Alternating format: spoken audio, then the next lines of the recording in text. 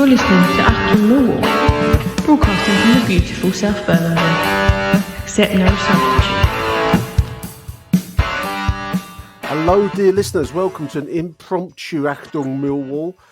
Michael has hot-footed it across the London Transport Network to be with us this afternoon. Welcome to the show, Michael Avery. How are you, mate? Very well. Tip of advice, retrospectively, listeners, don't go to Oxford Street at lunchtime. It is an absolute pig, especially at Christmas. And who knew John Lewis had so many poxy floors? Honestly, it's like a TARDIS. But anyway, I'm going off the subject. Apologies. Avoid the West. I had the misfortune to go into town on the Elizabeth line the other day, listeners, which is very swish, but it was packed, and I got out of the habit of getting onto packed trains, so it all came as a bit of a shock to me. But there we are. We speak, dear listeners, in the aftermath of yesterday's World Cup final. Argentina 3, France 3. Argentina nick it on penalties after extra time. Michael, a lot of debate around the football scene as to whether that was the greatest final in the tournament's history. I would put it in that category. I can't think offhand of a better final, because I was telling my wife, who's always very interested in my football opinions, that finals are generally very tight, cagey, dull affairs, and that certainly wasn't that once France clawed their way back into the game, mate, was it? No, not at all. I'm thinking possibly a final that could be as good, probably without the goals, was probably the Netherlands-Spain back in 2010, I think it was. Mm-hmm. That was quite high energy. There was a lot of those big tackles, and Spain had this really good, amazing side that won it. But like you say, from the top of my head, I can't think of any in my lifetime that would probably top that. Granted, I've only been on this earth for 36 years, dear listeners. What's that, 9 World Cups? So it makes my personal top 10. It makes my personal top 10. There you go. But it was just a great game. I mean, the goals were good. They were great goals, especially Argentina's second one. Some nice passages of play, some good football. France disappeared, then reappeared. It was very exciting. I mean, even my wife, she's not into football at all. I've lost count the amount of time she shrugs when I tell her how Millwall getting on and sort of non-league clubs in the area. But even she was sat on the sofa really in the game. So even the non-league clubs in the area, I don't know. There we are. If you can't get your wife interested in Wellington versus Stansted, the Erith derby. The Erith derby under 23s, what can she get excited about? I mean, I go back. I was reading Danny Baker, listeners, and Danny Baker, increasingly as he's getting older, I used to be a fan of his when he was younger, writing for the NME. But as he's getting older, he's falling into the trap, Michael, and I'm really wary of this trap, dear listeners, of being one of these older blokes that can't ever tolerate the idea that anything in the modern world is good or better than when you were young. And he made the point, no, it isn't the greatest final of all time. There have been better. I did reply to him on Twitter, asking what that final was, the World Cup final was. And I never saw Brazil 4, Italy 1 in Mexico in 1970, because I was too young. I was only 9 years old.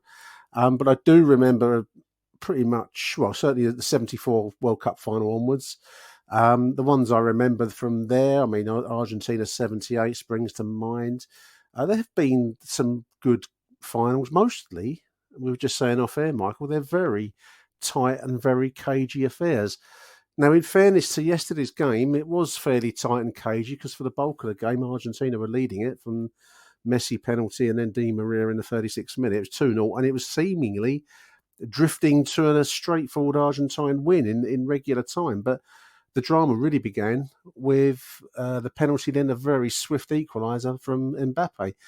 From there onwards, I would put it into the category of the greatest final ever seen, because the drama and the occasion was so huge, everything's on the table, and I can't think of anything at that level that really matches it, because they're generally not that dramatic, are they, World Cup finals in that way? No. And as you're saying there, some teams always appear a little bit nervous, or both teams are nervous to cancel each other out for the first 15, 20 minutes. But I thought, do you know what, like I like to use little funny quips and stuff, but do you know what it reminded me a little bit of? And bear with this. In the first Rocky film, where Apollo just keeps battering Sylvester Stallone, and he comes back. And do you remember the famous bit where Apollo knocks Rocky out, and then Rocky gets back up and he sort of like waves his gloves at him. I'm showing. I'm still here. I'm still I'm still standing. here. Yeah, And yeah, then like Apollo just shakes his head and sort of shrugs his shoulders. What can I do? yeah. That must have been. I mean, don't get me wrong. I'm not sure that like Argentina thought instantly of Sylvester Stallone, but they when they equalised the third time, they must have thought, what more do we need to do? We went 2-0 up, 2-2. We've scored late in injury time with. We'll go into the debate shortly, obviously, but with arguably the greatest player of all time getting the goal in the fairy tale ending, bundled over the line, the drama where everyone's looking at the watch to see if the watch vibrated, and then they equalise again. What more could Argentina have done, really, to win that? And ultimately they did. They won on penalties, but there's also the argument of it's a shame that penalties have to decide games like that, because there was goals in that game even at 3-3. Even when the final whistle blew, you thought another 10 minutes they'll probably another one of these two teams will score again. It was so attacking. Every time Argentina went forward, you thought they're going to score. France, after the second goal, they might score, they might nick it. It was a real good, exciting game, I thought. Well, that was it. I mean, it was end-to-end stuff. Now, I am not football technician enough to comment on the quality of the defending as against the quality of the attacking play. I mean, both sides have their stars in Mbappe, we've mentioned, and also obviously the man himself, Lionel Messi. It was just high entertainment, and I think it would take a very, very hard heart indeed not to have watched the 90 minutes and the extra time and not be thrilled by the spectacle of what you've just seen. So I don't buy all this misery scene that, the olden days were better than the modern days, because it's bollocks, listeners. And if there's any listeners out there screaming at their system saying this wasn't the greatest final of all time, I'd love to know which one it was if it wasn't this one, because I can't think of one. If you didn't enjoy that game last night, you might as well pack in watching football, in my opinion. I suppose someone would throw 1966 into the mix as a dramatic event. I didn't see it. I was only 5 years old, listeners. If you did see it, then maybe you could have a debate about whether that versus this was which one topped it on the dramatic stakes. But you're talking about that kind of level of game yesterday. Incidentally, Ali McCoist, I was watching the BBC coverage, Michael, but Ali McCoist came out that it was the first hat trick for Mbappe, where all the balls have all crossed the line, which made me laugh, because it's also there for the it joins Jeff Hurst as a hat trick final scorer. But the difference between Jeff Hurst won it and Mbappe didn't win it. Yeah. If he didn't make that point, I thought it'd be a good riposte to him, but there we are. Lionel Messi, Michael, the debate is going back and forth on the BBC website. I'm just on the front page here about whether he is or he is not the greatest time. You wanted this podcast, Michael, to rave about Lionel Messi. You've dashed across London through thick and thin, the Jubilee line, Central line. You have the microphone. Is he or is he not the greatest of all time for you, mate? For me personally, in my lifetime, I've never seen a player that good, and I don't think I ever will again. He just has absolutely everything. And you've got to remember as well, I mean, what is he, 34, 35? Yeah, he's come late in his career, yeah. How many players are normally sort of playing lower league or even football by now, and even the bigger name players who sort of hang around a little bit, they either retire around now, or in the example of someone like a Ryan Giggs, who, during his day was a world-class player, he was a late substitute towards the end of his career. This is a player who, like they said the stat last night, he'd scored in every knockout round so far. He's 35, 36 years old. He's still, Barcelona still want to re-sign him. PSG want to extend his contract. Handful of clubs around the world want him, and not just like the MLS payday deal, but so many teams want him. There was times last night where he just totally bossed the game. That sort of touch, that through ball he played leading up to the second goal, was absolutely magnificent on the volley round the corner. Just a top player. And the thing is that I'm no, like, I've not got the knowledge of, like, say, Frankie Christo, the Millwall fan, and his knowledge of the Bundesliga, or I've not got other international or European knowledge. But there was a few times I went to see Barcelona play, towards the late 2000s, before 2010 when Messi broke in. And he's just incredible. The way he moves with the ball and off the ball as well. And sometimes you have to see these. I know it's going to be difficult now, and obviously because of his age, but see these players live to appreciate what they do off the ball. Because I remember the game I went to was Barcelona-Valencia, like in May 2007, 2008, something like that. Just broke in. I think he scored a hat-trick, and the other 2 goals came through him. It was just absolutely another level, and you think he wasn't anywhere near the peak of what he could have been then. And like I said last night, how many times did you just see him? Some people say he strolls. Yeah, he might stroll. But for me, he floats around. He floats, finds the space, then he bursts into the exact spot he needs to be and either makes goals or score goals. I know some people on Twitter have been saying about how the BBC rave how good Messi is and all that. But let's compare that. And before we have before it sounds like I'm having a pop at him, I do actually like Ronaldo as a player as well. I don't think there's a lot between them.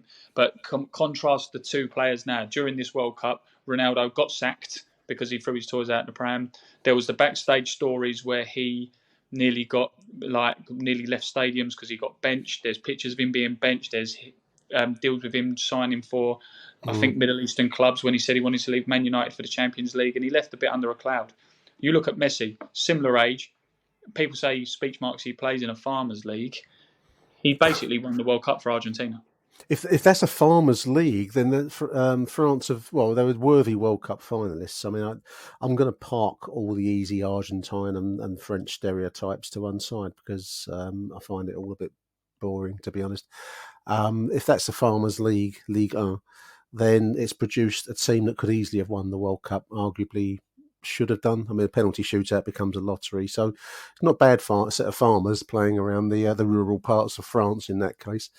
I don't know. I mean, these are always subjective choices as to who's the greatest. You're certainly going to put him in the same sentence as the very, very great top table of football. And now he's got the medals to prove it. The World Cup winners' medal was always held slightly as a he's never done that, has he? That kind of feeling. He's also talking about continuing, Michael. I mean, Paris Saint-Germain, Farmers League or not Farmers League, they're a team that would expect to be competitive on a European level. And, he's talking about continuing as a world champion. I imagine he must have the ambition to lift the Champions League with PSG in that case. I can only presume that's what he's meaning by that, to have maybe one more season or something of that kind. I'm guessing. I don't know. Yeah, there's an interesting article I read a little while ago by Guillaume Balaguer on the BBC Sport website, and it said about how last season he struggled in the French league, and everyone was saying he was past it and he was over and everything like that. But it was more because of the behind the scenes transitional stuff between him leaving Barcelona, trying to get the kids settled. He got COVID. He was playing in the system under a manager that wasn't really working for any of them. Pochettino won the league last year, but he wasn't even popular because he got sacked. But now he's been put in a position he wants to play. His kids are settled. He's recovered from his COVID. He's not got that burden of, 1 minute Barcelona are going to keep you around for X amount of years, and then in the next minute they can't get you out quick enough because you're too high on the wage bill. He's playing his football, he's enjoying his football, and they said he probably would. If he was to put a contract in his face now with PSG, would he sign it? They said he probably would. And he probably wants to stay because everyone's settled, as I said. But like I said, if you look at in Europe at the moment, PSG want to re-sign his contract. Barcelona want to re-sign him. I think they were saying that obviously they're going to try some kind of miracle deal where they can afford it. Yes, the MLS isn't that level, but the big teams in the MLS or the startup teams like the Inter Miamis who want to do something in America want to sign him. Other teams want to sign him. You compare that again to Ronaldo, and again, I'm not knocking Ronaldo as a person. He's been wanting to leave Man United for ages. No one wants to touch him. The only team who wanted to come anywhere near him was Atletico Madrid. Their supporters clubs allegedly said, don't sign him. We don't want him here. He's bad news. And I think with him, I'll certainly say my lifetime, because obviously I'm sort of, even though I'm approaching 40 in a few years, I'm not old enough to appreciate Cruyff or Maradona or Pele or the rest. But the players of my generation who you grew up watching, sort of like the Zidanes, Kaká, Figo, Raul, you list Rivaldo, Ronaldo, Ronaldinho, Xavi, Iniesta. He's better than all them, in my opinion. And these are top, just from the top of my head, 9 players who could have. They always say that with players like Xavi's, Iniesta's, etc., they would have won more Ballon d'Ors. The problem is Messi and Ronaldo was around. And it always reminds me of the saying when Ronaldinho won the Ballon d'Or just before he left Barcelona, when they sort of asked him, how does it feel being the best player in the world? He said, I'm not even the best player at Barcelona. And Messi hadn't even broke in yet. And this is a guy you've literally just given, you are the best player in the world trophy to. And even he said, I'm not better than this kid who's coming through. Interesting images as Messi was being given the World Cup trophy. Normally you'd obviously want to be proudly wearing the shirt of your country in that situation, but he was obliged to wear this very strange chiffon kind of nightdress looking kind of rope that was put over him. I didn't know if it was like a bondage teacher's outfit that you might buy off of a specialist website out there, listeners, or whether it was from. It put me in mind of I think even Robin Asquith on Twitter summoned up pictures of Liz Fraser and Carry On. Confessions of a Window Cleaner, where she comes to the door wearing such a number, Apparently that, Michael, was a very prestigious Qatari tribal robe indicating a man of great stature. Apparently that's what it indicated. It looked for all the world like it was, I don't know, some kind of Ann Summers kind of turn out to me. What do we say? This is the tournament that keeps on giving. Just when it finally quiets down, there's something to have a go at them about. But no, I think, it was an interesting subject. But I mean, I don't want to get political. That's not why people listen to us. But it's just, I'm rubbing my forehead as I'm saying this and my temples. But it's unless it's a propaganda thing by the Qataris to kind of like sort of say, no, we must have our emblem when the pictures are taken. With what they're saying, it's like when you go to these other countries and when you win, like when you see gold medalists at the Olympics win something and they wear things and they have these robes and they have these flowers. It might just be a culture that the Western world doesn't understand as much. I think you probably nailed it with that. I think that's what it was. It just looked very amusing to my uncultured Western eye because it reminded me of Carry On, Window Cleaner, Confessions of, or something. Carry On Qataris. Carol misses. What did you make of the goalkeeper? I wanted to ask you about the Argentine goalkeeping hero, Martinez, who I thought indulged in gamesmanship, or whether some call it shithousery, some call it dark arts, I don't know, of the highest order. I know that the penalty shootout is always a kind of a test of nerves at the best of times, especially in a World Cup final. But I would have booked him. He threw the ball away at one point. I can't remember if the French player who it was, but he missed it as he was trying to settle his nerves.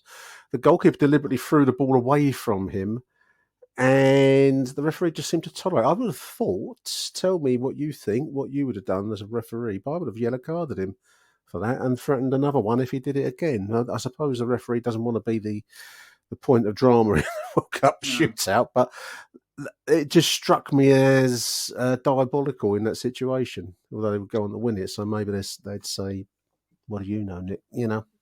Well, firstly, before that, let's talk about the save he made. Yeah. Good goalkeeper. I mean, that save was incredible. In real time, that was in extra time, wasn't it? Late. Yeah. So we'll talk about that. I think you're right with the goalkeeper, with the referee maybe not booking him. He didn't want to make himself be sort of the story villain. I think what also people need to remember as well was yellow cards in penalty shootouts don't count in the sort of game itself. So it's a little bit. Okay. So basically, say for example, a player's on a yellow card already, and then you book him in the shootout. It's not 2 yellows because it becomes a yellow in the next section of the game. So it's a little bit like, is there really much point booking players, in penalty shootout? Yeah. Under the laws of the game technically, but also you need to play the game under the spirit. And as I said, but that's another podcast for another time. But as I said as well. To someone earlier on, and like you just touched on there, Nick, England were nice and polite. I didn't think we had a bad tournament, but England were nice and polite and got nowhere. Argentina were a little bit shirt pulling, a little bit trippy, and a little bit you get the ball. France, they've won the World Cup. Yeah. I'm not saying we should go. I'm not saying we should like re-sign Vinnie Jones to smash into people. Oh, he's Welsh anyway. That won't help with it. But we've re-signed Gareth Southgate, who's going to continue in the role, much to all the usual kind of comments that you get for and against him on that. I think you're right. I think Argentina were ruthless, and maybe that's part of it. Maybe that's the dark arts of the game, whatever way you want to call it, and the dancing moves he did after the save. But then we were very Gareth Southgate, and as you say, we went out in the quarterfinals having not taken opportunities that other better teams, in my opinion, took. Did you enjoy the tournament overall, Michael? How did you find the tournament, the World Cup as a whole? I quite enjoyed it. I thought it was a good tournament. In hindsight, I think it was probably better than I thought it would have been. Yeah. However, now I can't remember what it was. I think it was Roy Keane said it after the game, didn't he? When he said, like, these are world class players. It's world class competition. You sort of expect it to be like that. And there's a little bit of me that's thinking, would the off the field politics affect the on the field stuff? And ignorantly, I got that wrong, because I don't think it was a bad tournament. I think everyone was focusing on what was happening behind the scenes, obviously, and fan zones not selling beer, and you're not allowed to do this and you're not allowed to do that. But I think in the nicest way, and as a sort of compliment, a veiled compliment, it was that typical World Cup. You've had small nations who get a result against a big team. You get some nations who sort of bloody the noses of big teams. But by the quarterfinal, you could have, I think, 6 of the 8, apart from Morocco and maybe I think it was the Korean Republic, you knew who the other 6 were. You knew the semi-finalists were. And a lot of people said that France/Argentina would be one of the teams in the World Cup. And look, both of them, World Cup final, and both of them was in it. It was a good World Cup. It was, I'll tell you what I say, it was the same as most other World Cups, but wasn't predictable in the sense that you knew one team might beat someone, but no one would have thought Saudi Arabia would have beat Argentina. You might have gone, cool, I expected Australia to beat Brazil, but not to the level of some of those results how they went. There were some good giant killing moments. I think maybe every tournament leaves you with these moments where the likes of Morocco will come away from it feeling like they've achieved a national made a national achievement by making it to the semi-finals. And there've been other results. Croatia as well. Croatia, as you say, Saudi getting results, and so on and so forth. So I think from that point of view, there was a good selection of underdog results.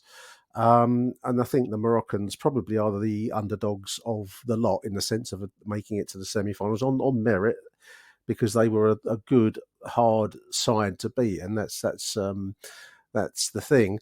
My own view is that the quarterfinalists, all 8 teams, including us, England, all very, very good sides, all could have won it. But the thing that separates very, very good sides from the real top table is the likes of the man we've talked about a lot in the show, Lionel Messi, and Kylian Mbappe. These are standout stars of a different level.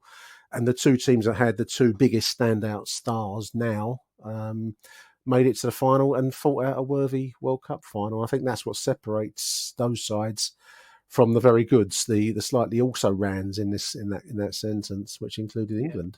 I think the thing is as well, Nick, on that point, and I'm not bashing England or Gareth Southgate. I'm really not, because I'm actually, if he stays, good luck to him. Let's see how we get on. Let's see how we progress. We've got a good young side. We should do well. But it's like I said when we was watching the game last night, me and the boys. I said to them, like, when Messi stepped up to take his penalty, they said, "Do you think he'll miss?" No, he won't. Big game. Mbappe, Dad, do you think he'll miss? No, big game player. Same with Gareth Bale when he took his penalty against USA. Was it? Well, was it USA? I have to check. It was USA, wasn't it? The first, yeah. But these are players that they can step up when they need to. They know like what they need to do. And again, this isn't knocking Harry Kane because he missed his penalty, but out of the 4, and you said about the differences in the players and the teams and everything like that. And I know Harry Kane scores a lot of goals, and I know he does, and he scores a lot of penalties, and he was good for Millwall when everyone says all that as well. But out of those 4 players, let's say, for example, they all played in the same team and there was 4 penalties. Who would you pick, Nick, to take your in what order? If I had the choice between Messi and Mbappe, it's going to be a very hard choice. I'd probably go with Yeah, Mbappe, even though I find yeah. him vaguely irritating. The question is But that's what I'm always, saying. But you wouldn't think if those four was in a team or those four were your penalty takers, Kane is before those three taking a penalty. no, In no. my opinion. I think I've said it a good few times. I'll repeat it, listeners, because it's my show and I can repeat myself. But it's an American baseball question. They always ask of any player: is he big time? Does he make the shots in the big moments, in the big situations? Does he take it or does he miss it? And that's what we've just talked about there. You've got two big time players, Mbappe and Messi, and that's what produced that final. And Messi prevailed. I've got a really weird kind of contrast. I'm just looking at the BBC website, Michael, on my iPad here, and you lurch from the glory and the glitter of Qatar and Argentina, and they've got the Scottish Premier League table right by the side of it. And my eye keeps falling onto Kilmarnock and Dundee in the relegation spots. Just a real kind of contrast in footballing world. And then Wigan Sheffield United were playing tonight on TV.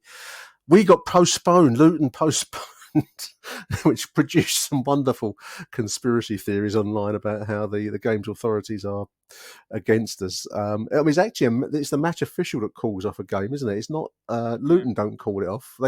Luton's injury list, which apparently was as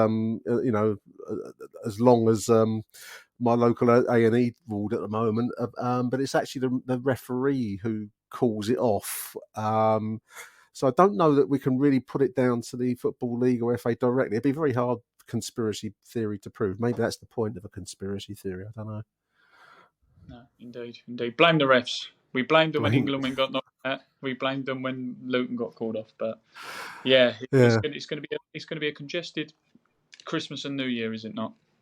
It will be in this already itty bitty season. I mean, it's been stop-start all season, and I don't think that's going to help us. We are still ninth, although a game in hand, but that never makes much difference from a Millwall perspective, listeners, does it? We're still ninth, 32 points after it's the only game that got called off, and the reason for that, of course, is that Luton Stadium is still Victorian, and almost all of the other sides in the Championship are of the modern era, so we had under pitch heating.